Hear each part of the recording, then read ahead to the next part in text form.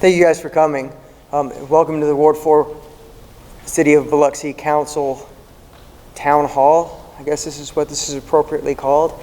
I know it's difficult. We all have to wear these masks, and I tell you, I get headaches, and the more I wear these masks, the more the headaches become prevalent. So I'm going to try to get us through this pretty quickly so we can get out of here in an hour.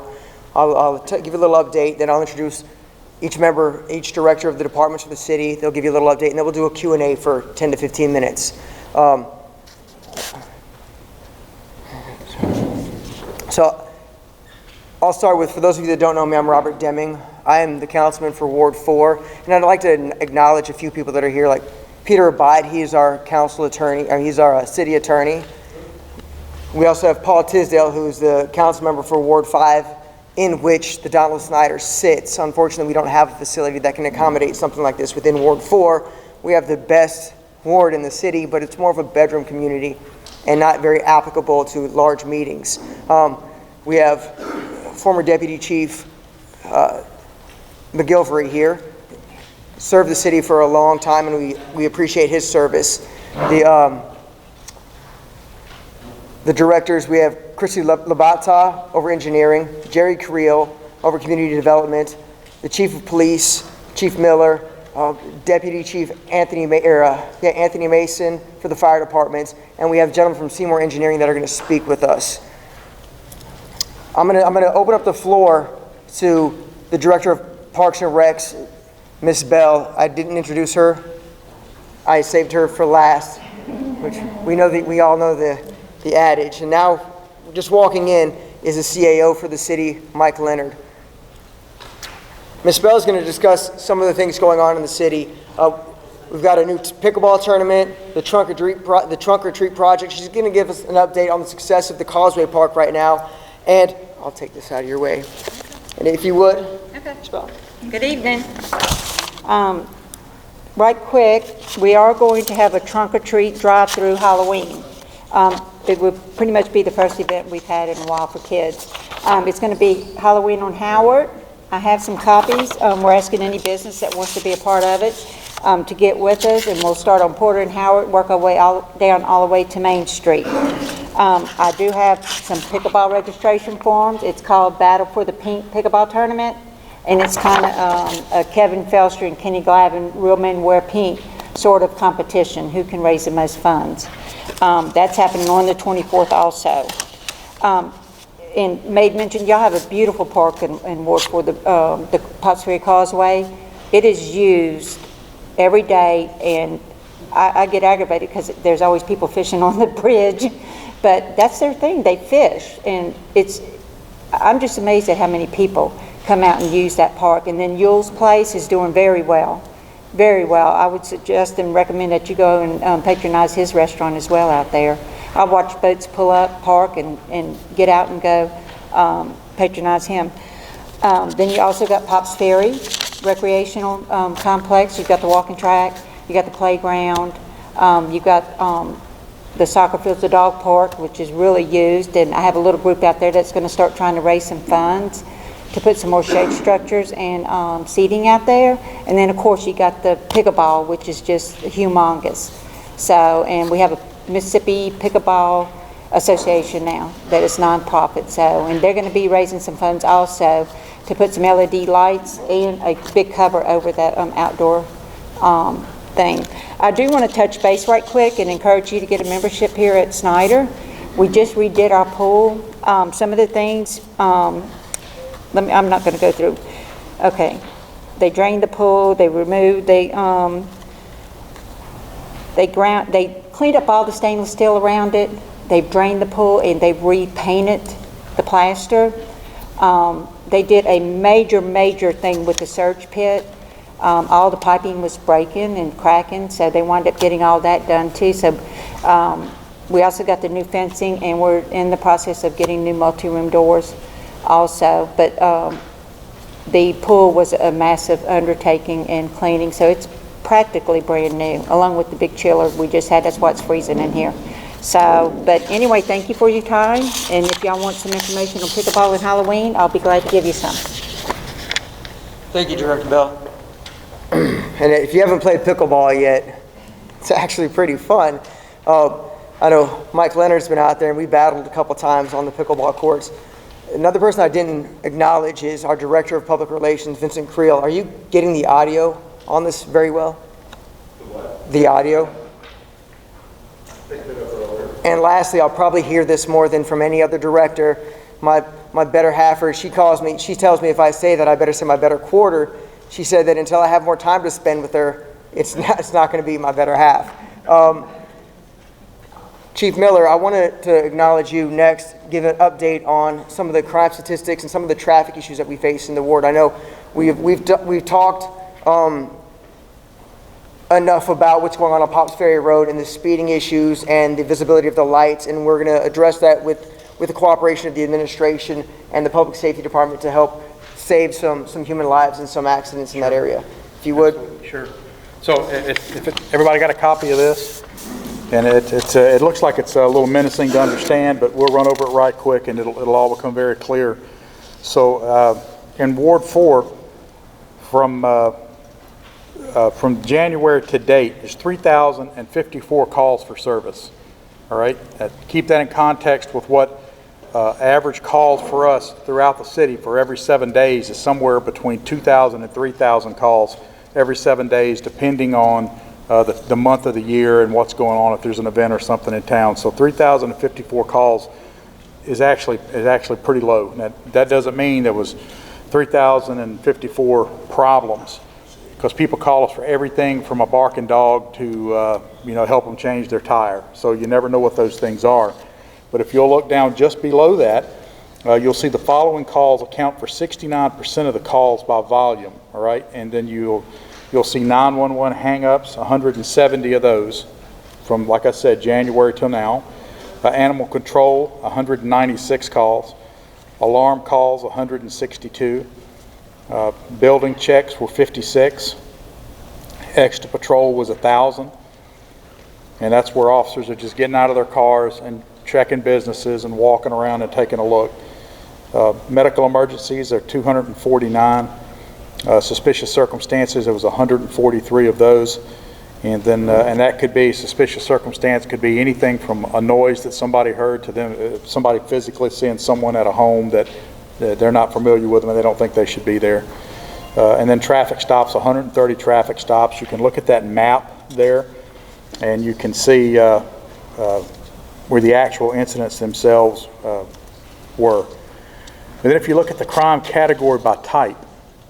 Now, these are not reflected in the first ones that we talked about up top. But if you'll look, traffic is one of the bigger issues in Ward 4, and that's usually not that way for the other wards. So the majority of the problems that we have are with traffic, and then you'll see simple assaults falls next, and then larcenies. Actually, burglaries was extremely low. In Ward 4 compared to the other wards. If you will flip over to that back page, you'll see everything listed there, and you'll see the majority of the offenses are down from last year, with the exception of the ones that are highlighted in red.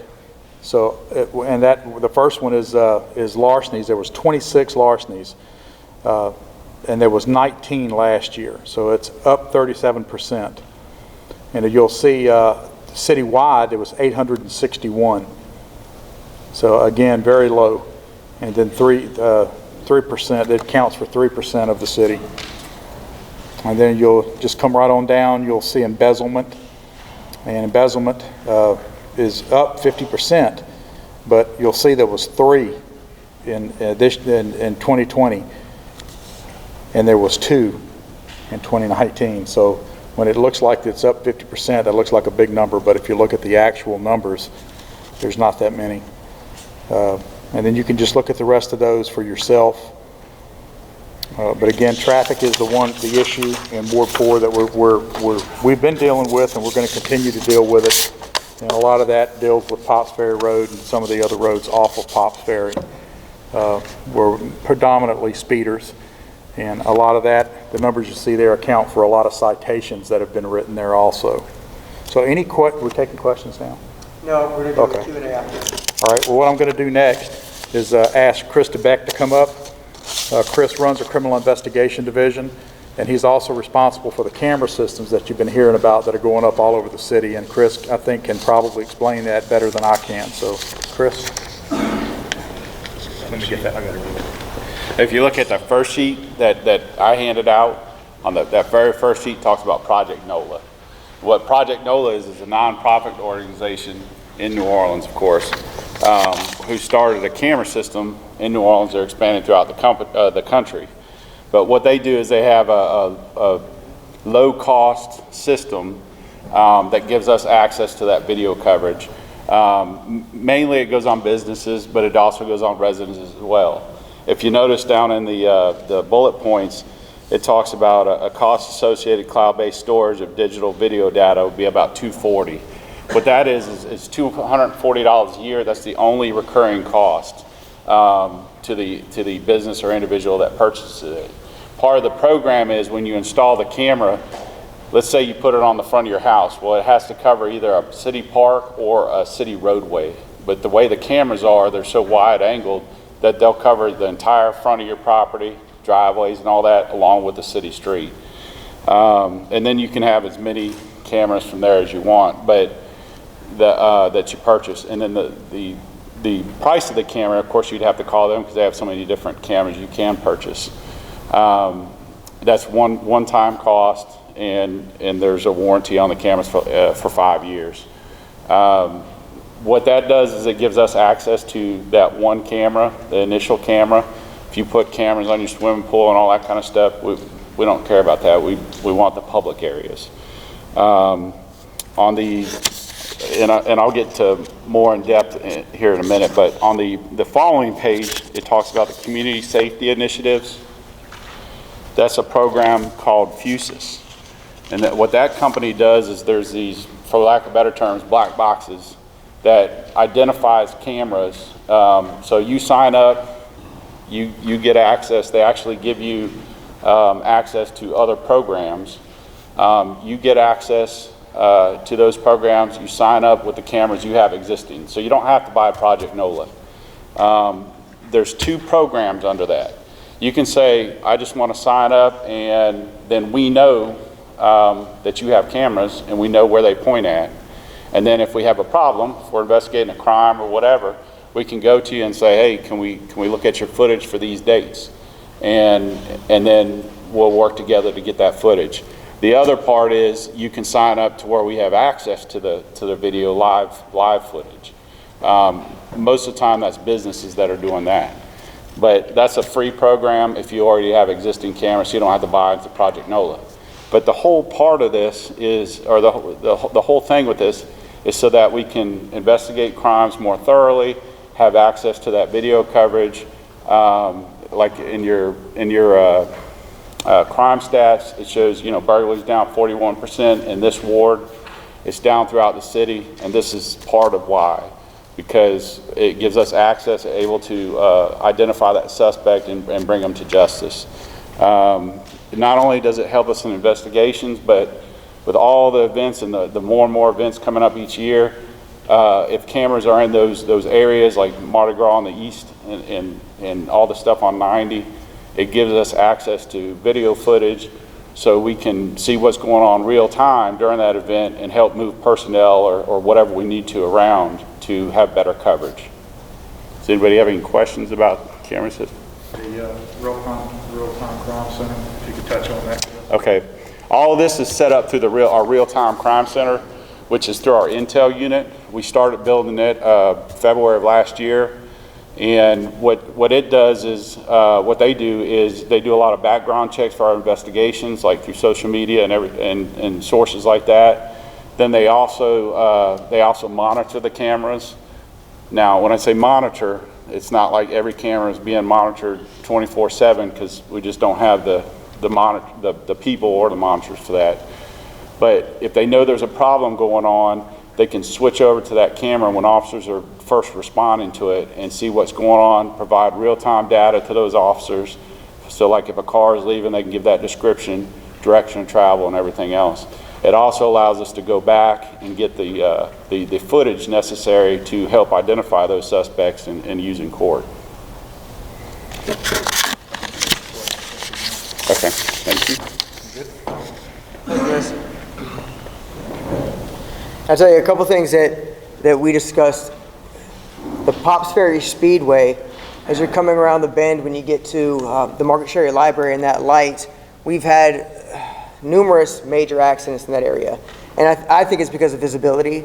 So we've worked with the police chief and the administration, and we're going to address that. So you'll see some work going on out there at that intersection. We are looking at the cost of potential blinking lights, also removing some vegetation to increase the visibility of those lights as you approach from both the north and the south way. We've also discussed some issues in some wards that I asked people to do some work in to get speed bumps in these areas that have redirected traffic when Pops Ferry gets backed up. And so we are looking into some alternative resolutions to that, including the implementation of speed bumps. So there are a lot of ramifications when we put speed bumps on a road. And so if anybody has any particular concerns with that, please talk to me. We'll discuss everything regarding that. But we are looking into doing traffic studies on those areas that we think have some increased traffic and speed due to the backup on Pops Ferry Road. Now, as Pops Ferry Road is widened and broadened into two-way traffic both north and south, I think that will alleviate some of the people looking to find alternate routes off of Pops Ferry Road. We are also working with the administration, the Department of Engineering, the state, and the federal government to acquire the funding for the high-rise bridge and the new Pops Ferry Bridge, which is still, we think, a long ways away because of the amount of funding necessary to accomplish that task. That brings me to the Department of Engineering. So, Chrissy Labata, if you would come give us an update. All right.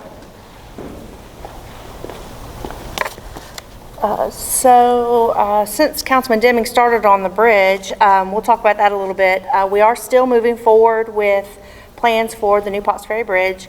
We have recently completed our environmental phase of that, so that was a big hurdle. We've been working towards that for a long time. Just gotten the approval from that, so now we're moving into what we would kind of consider preliminary design of the bridge. Working with MDOT to get that approved, the route approved, the final route approved, because the general route's approved in the environmental document. That's moving forward right now. Like I said, we don't have money for funding. We're looking for funding from all sorts of places. Our administration has been very proactive in looking for grants and talking to our counterparts in the state and federal level to see what's out there for us. So right now we don't know when it's going to be built, but it will eventually be built. We just moving along slowly on that. Some of the other things that we have done in your ward, we've recently chip sealed, repaved Baywood, Rustwood, Camp Wilkes, Trailwood, and Darwood.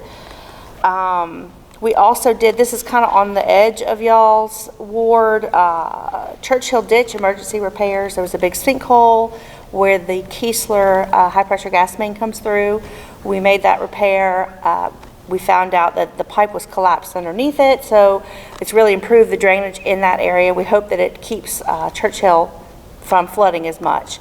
We have some more work planned in that. Dr. Tisdale's been working with me with that, because that's actually in his ward. It's across the street. And so right now we're kind of just in a wait and see pattern to see how it's operating now that we've got that pipe fixed there. A couple other things that we've done. This has been probably a year or so ago, but we did the repairs to the concrete roads and curbs in LeBonterre. So that was something that I know Councilman Deming had pushed really hard for us to get done, because those roads were in poor condition. I think there's still some areas we need to do, but we did get a bunch of them done. We have done some dredging. The places that we've done, Sharon Hills and Holly Hills, about 2 years ago. We did Alicia and Mercedes that same time frame. We are continuing to work on getting permits for dredging. Right now, that are in the next phase are going to be Patricia Place and Thornhill and West Shore Drive and North Shore Drive. I'll come back to dredging. I want to talk about one more project real quick, or two more projects real quick, because we do have some our consultants here to talk to y'all about the Beauchene dredging and why that can't be done. At this time, we've got some permitting issues with that. But before we get to them, we are also working on the Sunkist Country Club sidewalk. So we're going to connect from Beau Chene all the way to Potts Ferry Road, connect that sidewalk, do a little bit of drainage work. There's some a swale there that's not working properly, so we're working on that right now. We hope to have that in the next month or two, see the construction start.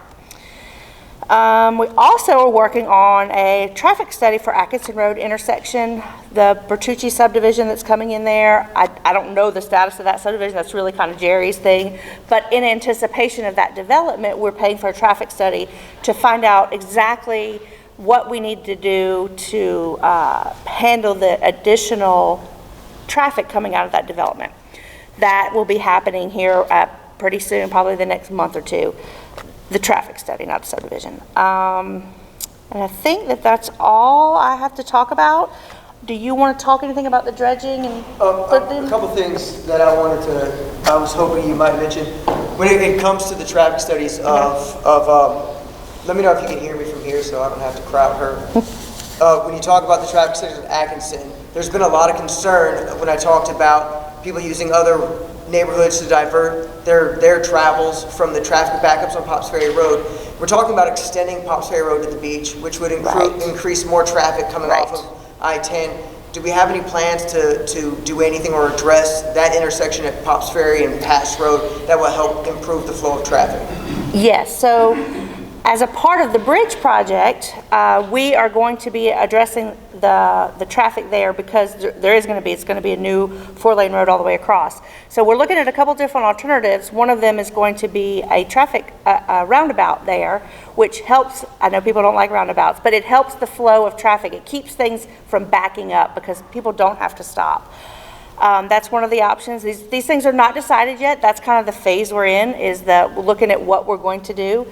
Part of the thing about talking about people cutting down Atkinson off of Potts Ferry there, some of the other things that are going to happen is, you might not be able to cut off and go straight down Atkinson. You might, we're going to, there's that intersection. It's Atkinson on Ward 3 side. It's and Obey on our that's side. Right.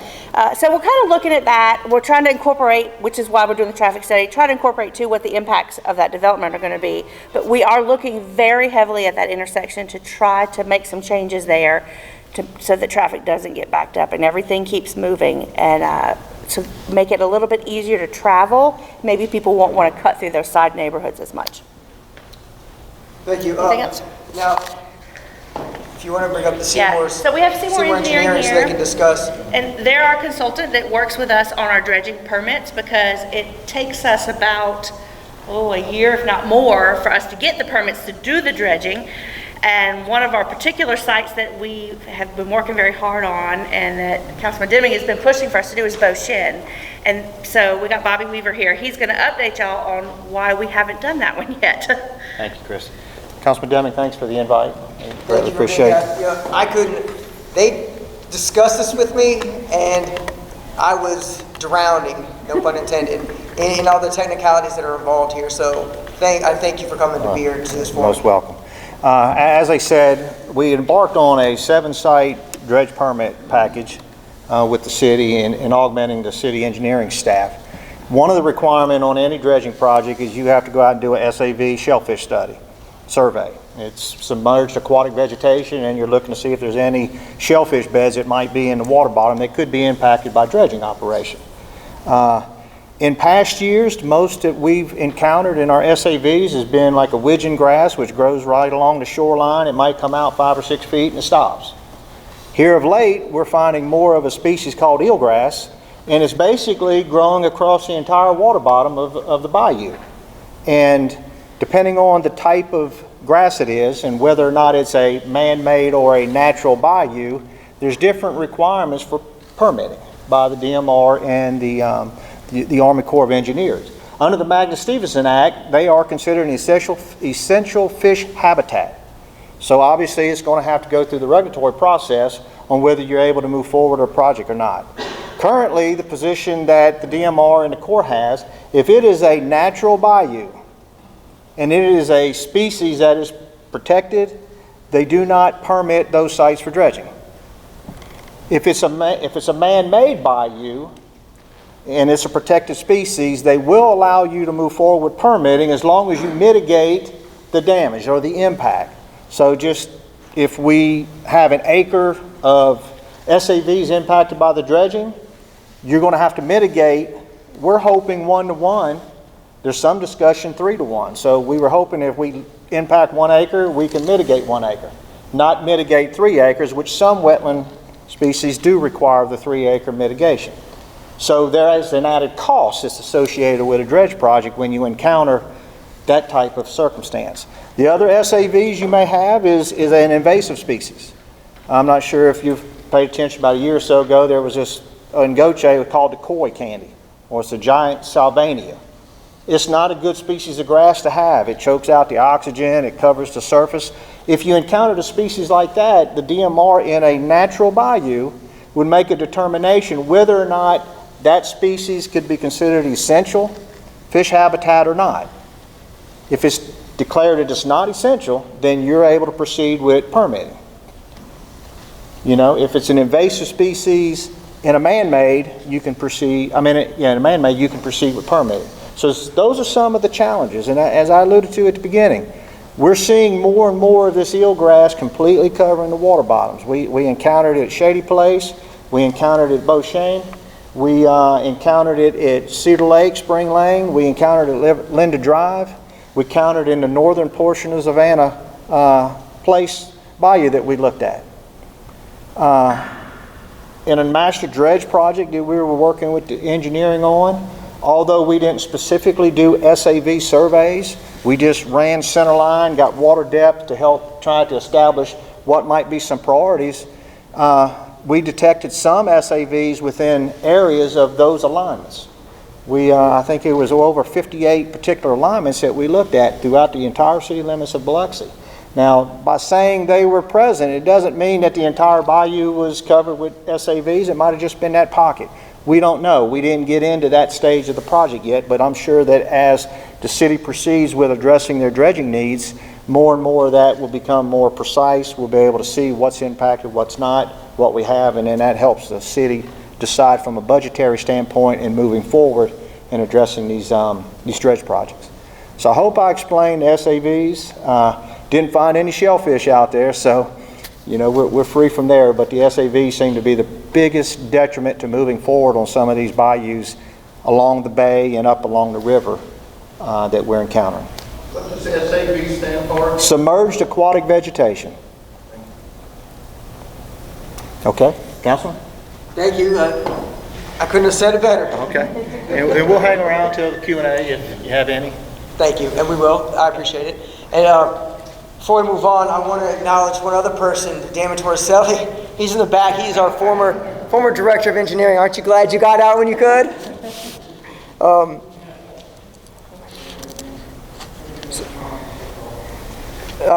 Deputy Anthony Mason, if you want to give us a fire update, I'd be honored to have you speak.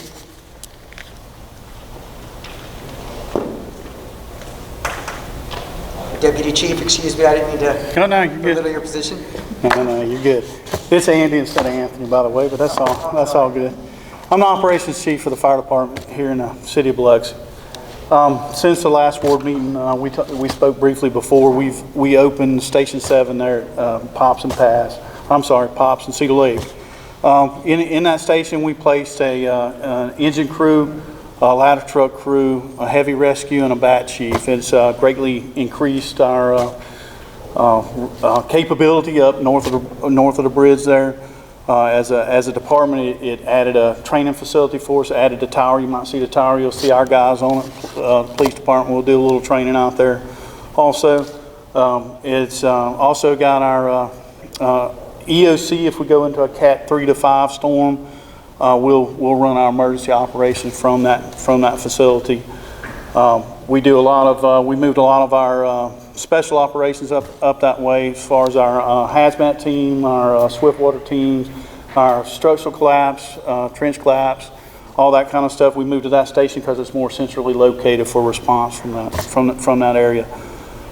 We have our hot topic right now within the fire department is cruising the coast. We're with all emergency services, police department, fire, and EMS are busily planning, putting all of our plans together for that thing for response in that area. Anything else you? Smoke detector program this year due to COVID. We're not going to do that door-to-door deal that we usually do next month.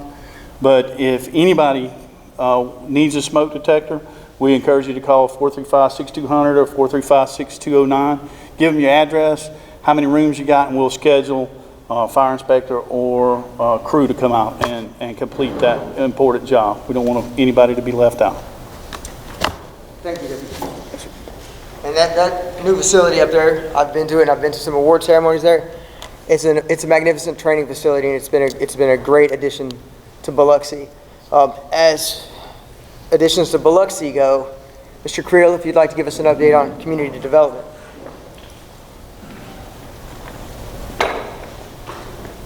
Thank you, Councilman Deming. Usually when we have a ward meeting and it comes to community development, people want to know about two things. They want to know about new projects and they want to know about code enforcement. That's typically the way it's handled. Right now we have about $75 million worth of permitted projects out there that are under active construction. We've got 22 residential subdivisions, and then we have a large part of that that's commercial. So I'm going to just run through a quick list of some of the projects that are under construction. Of course, the Blake Assisted Living Facility up on Pops Ferry Road, we're winding down on that. I would say they've probably got a month and a half to 2 months to finish up that project. We're putting the finishing touches on the Biloxi High School Performing Arts Center. We're also about a week away from opening the Hotel Legends, which is the hotel where the old Santa Maria Del Mar used to be. Once we get Hotel Legends opened, that facility is owned by the same people that own the Margaritaville. So they're going to turn their focus back over to the Margaritaville to get started back on the amusement park and the parking deck there. We've got the new main branch of Community Bank downtown. We've got the restoration work on the Sanger Theater. The RWRV Park on Veterans Avenue. We've got the new J-Mart Chevron station, which is up on Highway 67. Phase 2 of the Camp David RV Park, which is on Cedar Lake Road. We've got a new mausoleum, phase 1 of a new mausoleum going into the old Biloxi Cemetery. We've just opened the Newman Seafood on Kivett Street, and right now that's just seafood sales, but that's eventually going to have a small restaurant inside. For those of you that are familiar with the Char restaurant over in Ocean Springs, you probably know that they're going to be relocating to Biloxi. They're currently renovating the old Mardi Gras Museum so that they can move into that building. We issued the certificate of occupancy today on the new Shipley Donuts on Pops Ferry Road. They're going to be opening in 2 weeks. They want to be open in time for Cruising the Coast. Right now we have 160 new single-family houses under construction in Biloxi. So I'll tell you, residential is in a lot of ways is carrying us right now. But you bring the residents here, and then the rooftops bring the commercial development here. So that's going to help us in a number of ways. In addition to those, we've got a number of projects that are either under review, either through the Development Review Committee or the Planning Commission. And we've got a number of projects that are under discussion right now. We'll release those as soon as the developers allow us to. That's kind of where we are with development projects right now. As far as code enforcement goes, we're actually a little short-handed right now. I've got 2 code enforcement officers that cover the entire city of Biloxi. But in the new budget, we have 2 positions that hopefully we'll be able to fill right after the new budget goes into effect October the 1st. One of the big things that's helping us out now, though, is that we've separated community court from the municipal court, and we're having a separate court for community court. That's the court that handles all of the code enforcement cases, and we have a new judge in there and a new prosecutor that are very, very effective. And at the last on the last docket that we had, there were 121 cases, and by the end of the caseload, the judge had rendered almost $10,000 in fines to people that were not maintaining their property. So that's going to help us reestablish the credibility of community court. That should help you start to see a lot of that, and the two other code enforcement officers are going to help us to reestablish code enforcement to be much more effective. And we do have the ability to come out and investigate complaint cases fairly quickly. So if you have something in your neighborhood that looks like a code violation or just doesn't look right, if you'll call our office, we'll get someone out there to investigate it. So, and that's pretty much it for my department. So. Jerry, could you, in our ward, we have a lot of boats. Can you address some of the challenges with code enforcement and boats? Okay, we get this question a good bit. You know, what does the code actually say about people parking boats or RVs in their front yards? And what it is that right now we have conflicting language in the land development ordinance. There's one section that says that you have to park your boat or your RV either to the side or in the rear of your structure. But there's another section that says that you're allowed to have an additional parking space in the front for an RV or a boat. Now, we've discussed this many times. We have taken it to the city council, and at the time there was some division on the council about it. Councilman Deming and I talked right before the meeting about bringing that back up so that we can get it either one way or the other, and we can clarify that language. Right now it's kind of impossible for us to enforce it unless that boat or RV is in really bad shape. If it is, then we can address it from the poor condition standpoint. But hopefully we'll get that language corrected in the land development ordinance, and we can start enforcing that. So that's it for me. I'll be happy to answer any questions after the meeting's over. Okay. And I'll be clear, my position on the boats, I love our community, and I know we're a boat community. And many of us have boats, and I do not want to do anything to impose on anyone's ability to own a boat. And so I think we are trying to find a common ground on how we address this. And so when we look at the conflicting code sections, my resolution was, if you have a finished surface, you know, if it's not just parked in your front yard, but it's actually on a finished surface, then maybe we could do something that would look amenable to the rest of the neighbors and the rest of the community as they drive by. We have a lot of people that put their boat in places, and we get a lot of calls, and I get them all day long, all year long, about the displeased location in which their boat sits. It sits in a yard and grass grows up around it. And I can sympathize with the neighbor, but I can also sympathize with the boat owners. So we're trying to find some common ground to make that work for everyone. One person that's not here today is Public Works. And so I'd like to give a little update about Public Works. And we address a lot of issues with drainage, and we work all year long, every year, about repairing roads, drainage, easements. Since June 18th, we've spent over $100,000, and that's not including our city labor, on easements and drainage issues in our ward. There's been 221 work orders that have been serviced in the past 3 months. So they work diligently to address this. And I've been driving around in rainstorms, and I see that we have better water flow in the past few major storms than we've had in a while. And so I attribute that to the hard work of Billy Ray and his staff, as well as the engineering department. They do a great job too. One thing I'd like to address is what she talked about, the chip seal. And when she talked about the chip seal on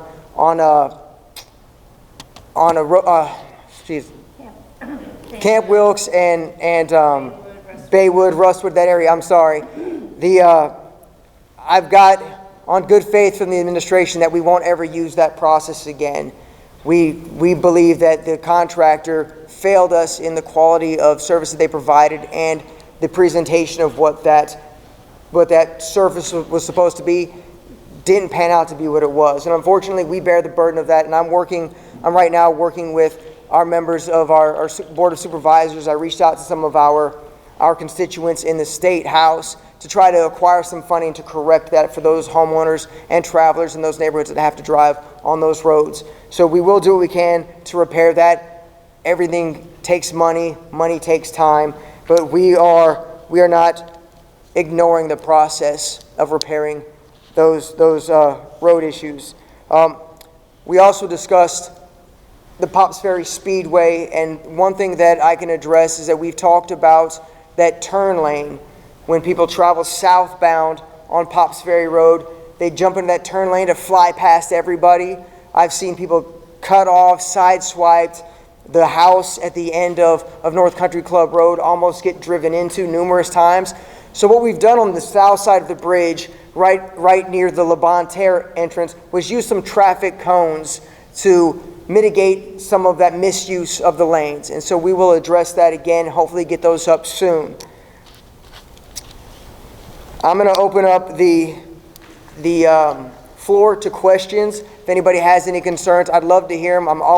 Look, we can't be in every area at all times. I rely on your eyes, your ears, and your voice to let us know which easements we're not repairing, when we're not repairing them, which roads need potholes fixed. So this is your chance to communicate with me, and always feel free to call me. I have my city cell phone with me at all times. You can reach me. Go to the website, click on my picture, City of Biloxi, biloxi.ms.us, and click on the first tab, Council, and you'll see all 7 of us. You'll see Paul's bright face on there, as well as the other 7 of us. And when it comes to Churchill, he's been a champion of Churchill. Even though it's on the other side, we work together, and he's going to bear the burden of some of those traffic issues on Old Bay, because we share some of that road as well. But he's been a good fighter for those issues as well. Is there anybody in here that would like to address the council? Your ward member? Oh, great. The worst one. This is the CAO of the city. If you would let me, Councilman, just for a minute, I apologize. I'm sorry, can you go to the podium? Yes, sir, I will do that. Thank you. I just apologize, Robert, I got caught by the train. Just some big picture stuff, and this won't come as a surprise to you. If you would come behind the mic, so this little mic here is required Okay. to catch it on camera. Councilman Tisdale, this is not news to you, nor is it news to you, but 2020 been a pretty tough year for us.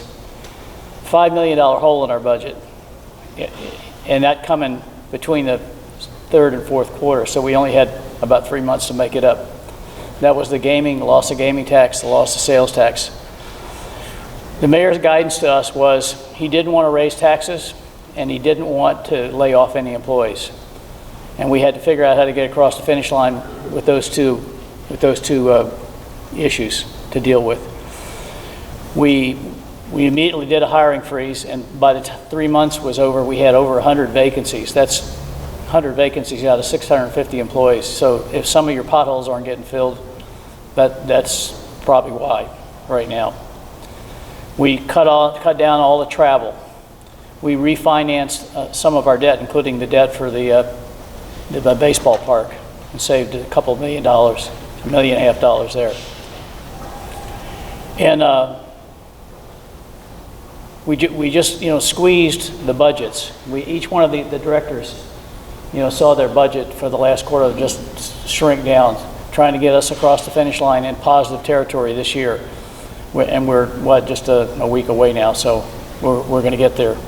But it was just tough. That was 10% of our budget that we lost. 10% which would at the beginning of the year wouldn't have been so bad, but 10% with only 3 months to go was a huge hole to fill. But we're going to get there. Thankfully, we're having they call it in the news, a V-shaped recovery, meaning that we went down fast and we're coming back up fast. We're sitting right now, our gaming and sales tax are running at 90% of what our original budget was. That's remarkable. We're all surprised that it had come back that quickly. And that's going to help us get a good start on this new 2021 budget will kick off just in another week or so. A couple of things you're going to see. We've raised the trash cost. We do that only because the trash cost to us went up by the same amount. So that's a pass-through. There's no profit on the trash. So your trash is going to go up 30 cents a month. We've also raised the water and sewer rates by 2%. Here in Ward 4, you've got a couple of elevated tanks, you've got 3 wells, you've got, multiply that by 7 wards. We have to, our water sewer fund, which runs like a business, it's not like the rest of the departments. That water sewer fund, in order to stay healthy, we've got to actually make a profit on selling water and selling sewer services. And that profit then must be spent in the water sewer department.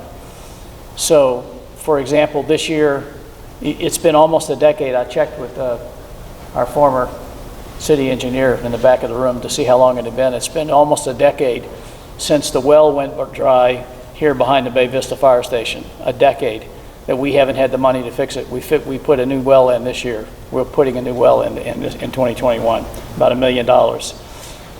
That was becoming worrisome because you only 3 wells for all of your ward area. So you depend on 3 wells, and one of them has been down for a decade. So, you know, we worry about water pressure. The fire department worries about water pressure. We worry about what if we lose a second well. So what we're able to do by making this a little bit of profit in our water sewer fund is to be able to turn it around and put it back into upgrading the facilities, repairing in many cases. We're going to do work in Tanglewood here in Ward 4 this year. We're going to replace about 1/3 of all the water lines in Tanglewood. The water lines in Tanglewood are pre-annexation, meaning before it was part of the city of Biloxi. Asbestos-containing pipe that is probably got more patches on it than it has pipe. And it's a long time overdue. I've said to a number of groups that we've spent all this money in Ward 1 and Ward 2 doing the big, massive infrastructure program. There's a lot of money going into Ward 7 and Ward 6 across the bay with all the new developments. Ward 4 and 3 have been kind of left behind. So our oldest, worst infrastructure in the city underground is in this ward and in Ward 3. And we really have to go to work on that here in these next few years to get caught up.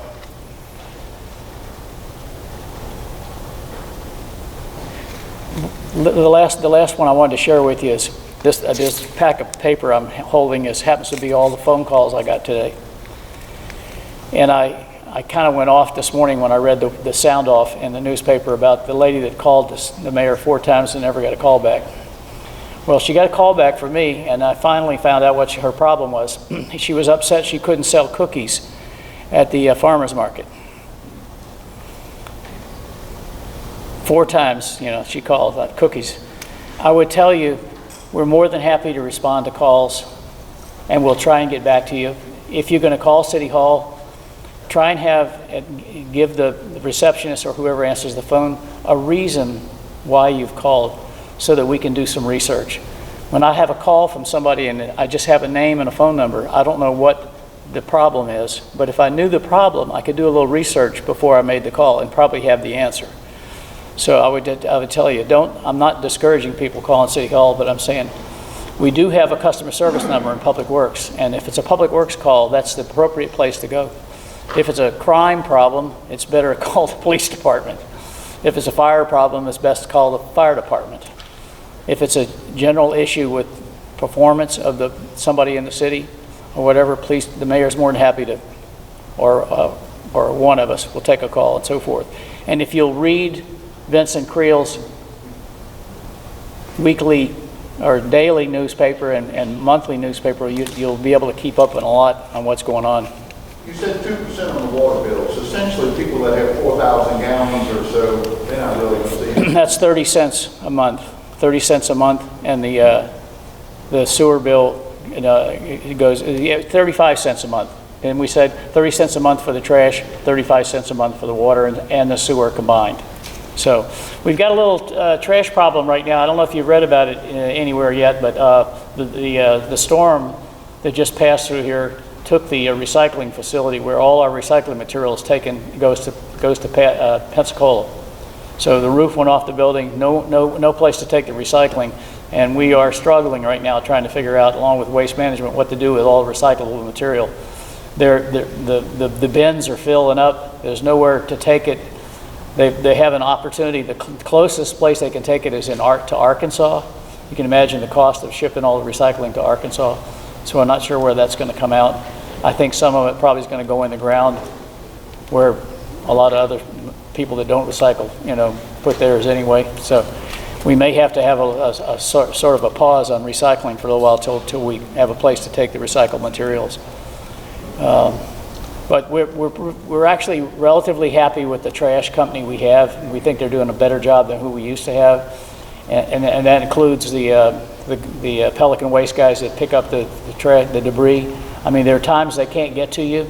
I'm pretty impressed that if they don't get to me when they're supposed to on Friday, they'll get there Saturday, and sometimes on Sunday. They just keep going until they get caught up. They miss somebody every once in a while. They get fined when they miss somebody. So they're incentivized to not miss you. One of the gentlemen here on Bay Vista called me about 2 weeks ago because they weren't picking up his trash. Well, oftentimes there is a reason. They weren't picking up his trash because he piled all his debris underneath an overhanging tree, and the arm could not reach to where the trash was. So once we figured that out, we got Public Works to go over there and cut the limbs that were hanging over the street, and then Public Works picked the debris up, and he went away a happy customer. So we'll try and get to those one-offs, when we get to them. So, but keep us in mind when you're calling City Hall. Give us a reason to call you back. Mike, briefly, questions I used to get all the time. I haven't gotten them very recently, but give them an update on their HCUA and the debt with the HCUA and service charges. Well, it's an annoying. All of us are a little annoyed when we see that HCUA fee, because what's it for? What am I getting it for?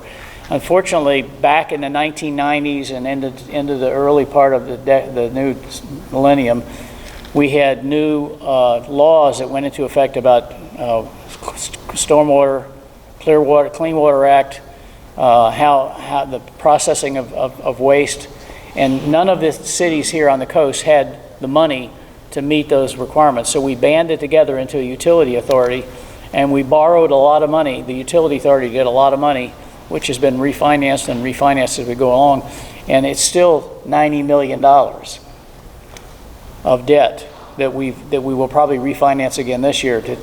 And that's where that fee of yours pays into a share of that debt as we pay it down. And it's our wastewater plants had to be redone back in the 90s because they weren't meeting the new standards. And I say so that's where the money goes to. We're working on trying to refinance the debt, and the mayor has pledged that if we refinance the debt this year and our HCUA fee goes down, it'll be passed along back to everybody, and we won't sit on that. So we're kind of hoping that gets that financing. We're watching the market pretty closely to see if we hit it just right, we'll be able to refinance. Does that help? That's great. Thank you, Mike. Yeah. Do you have anything else? Thanks for your time. This is democracy in action. My job, I tell people sometimes, is the guy with the shovel behind the parade. But actually, my job is actually working with this talented group of folks that you heard from earlier and just trying to keep us all going in the right direction. But anyway, thanks for your time. You see, Damon should be a politician. He snuck out of here just before he asked you a question, and you made it right back in time.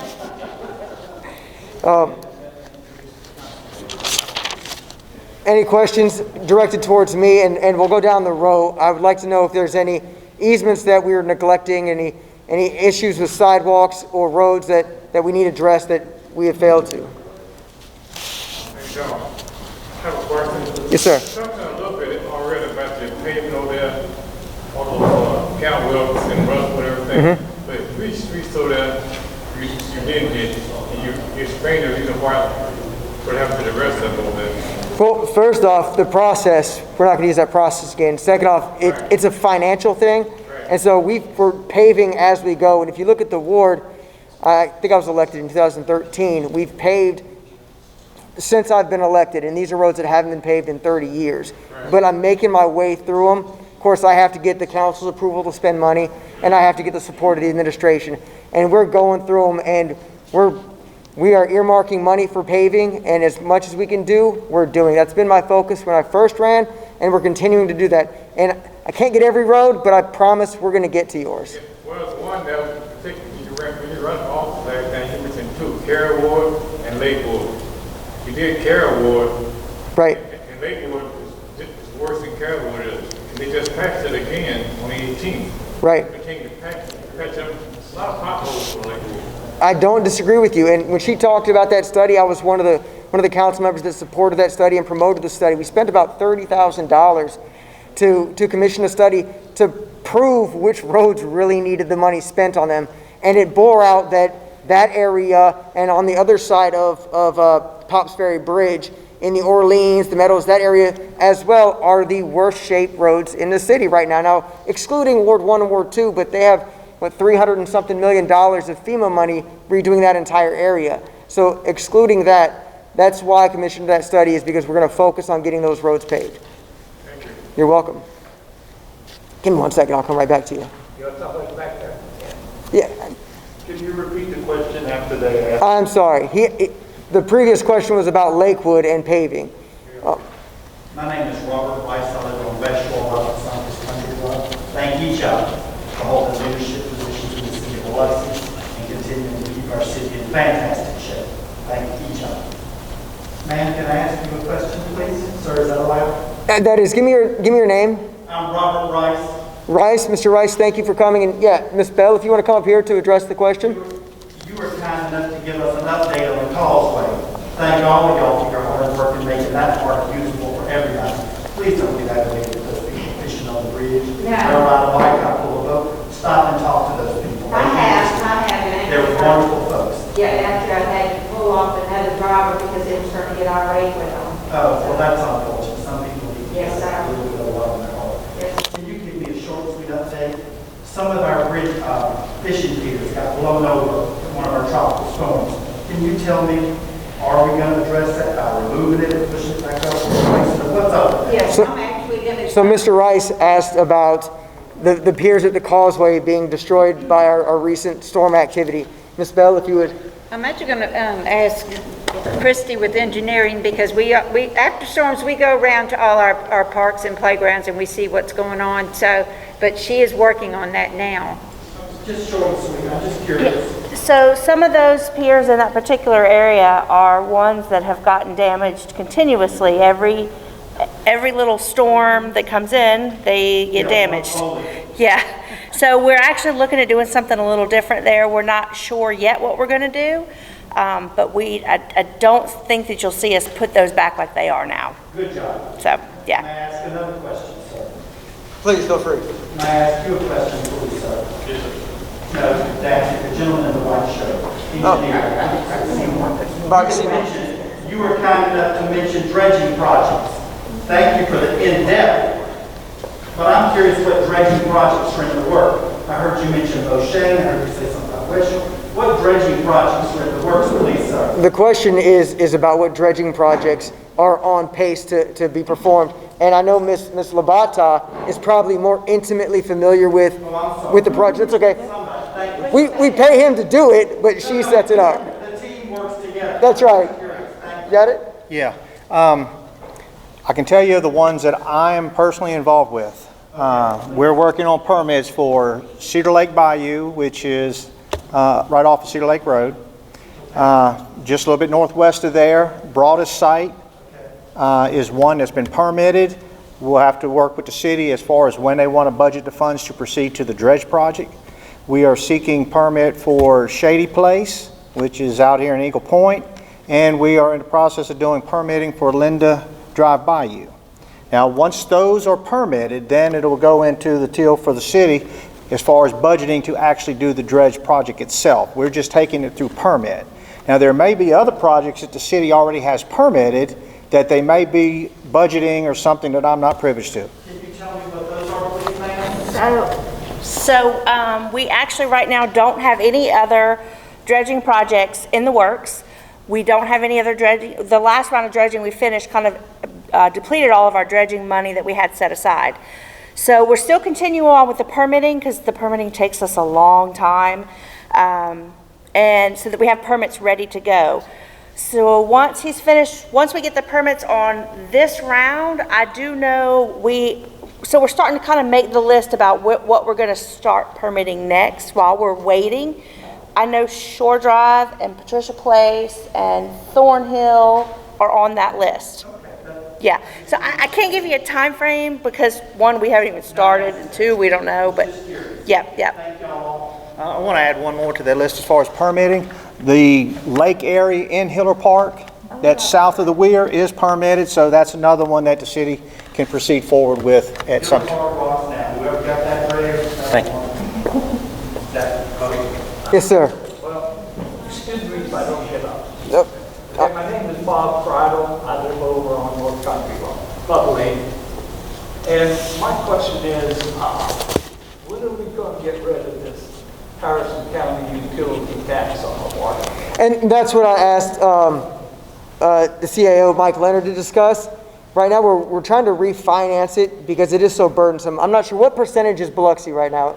Oh, that 90. We have 90 million remaining, but we're only responsible for 45%. What we're doing right now is we're attempting to refinance with the lower rates on the market, and if we refinance those with our bond percentage that we owe, we'll pass that savings on to you. We're not going to sit on it, divert funds, use money for anything else. We will pass it on to you guys, but it's still 45 million or so that the city of Biloxi has to contribute to finally pay that off. I don't imagine that we're going to see that service charge go away anytime soon. Did that money come from a bond issue? It did. It came from a bond issue in the late 90s. Ever put up the vote? That was before my time, so I don't know the answer to that. It was almost before you were born. It went back in the 1990s when that money was borrowed, when the cities go. But let me add to this. You're paying somewhere around $5 per 1,000 gallons for your water. If you lived in Ocean Springs, it was $12 a gallon. That doesn't bother me. Yeah. So what? Yeah. I don't care about Ocean Springs. Yeah. We have the cheapest water, and our water and sewer costs are the cheapest on the coast. It seems to me, I lived here in 1990, and I don't ever recall having a bond issue to finance something from Harrison County. So, I just want to get rid of it. Man, that's the highest charge on my water. Right. You're absolutely correct. And that was the number one thing that people asked me the first time I walked neighborhoods to run. And this is why we're refinancing this stuff, because I know we can't get out of that anytime soon. So we're attempting to refinance these to bring that price down for you. That's what we're doing. We're not going to get rid of it. And I hate to say that there's nothing I can do or anybody else on the council can do about that. We owe that debt.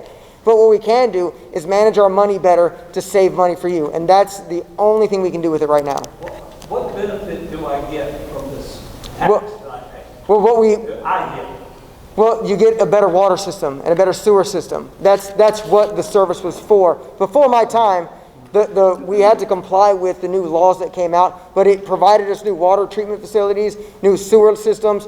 It was to upgrade and improve the delivery of water and the removal of waste. We could do what some of the other cities are doing. We could just pad the water bill and charge $11 for water. Well, we would never do that because we're Biloxi and we're as transparent as we can possibly be, and we'll always be that way. But that's what you get for it, or that's what you got for it, and that's what you'll pay for the rest of my life probably. But I'll do my best to keep that cost as far down as possible. But that's. A couple more comments. Yes, sir, Mr. Bridle. At a meeting like this, I think we should have the American flag visible. I do not disagree. And also, that podium is a disgrace. It needs a coat of paint. I find that a lot in Biloxi. There's no pride in anything. It shouldn't be. I mean, I know maybe money's short, but that thing's probably needed paint for the last 10 years. You're right, and there's a lot of things that we have done to upgrade and improve the city of Biloxi, and we're working on it, and I'll take notes. Call me at any time that you see something that you think we need to pay attention to, and I'll pay attention to it. But you're right, there isn't a flag here except on my face, and that's something that we should address, absolutely. My name's Charlie, and I live about 4 blocks from here. And I was listening to the nice young engineering lady talk about the Ferry Bridge, the new one that's my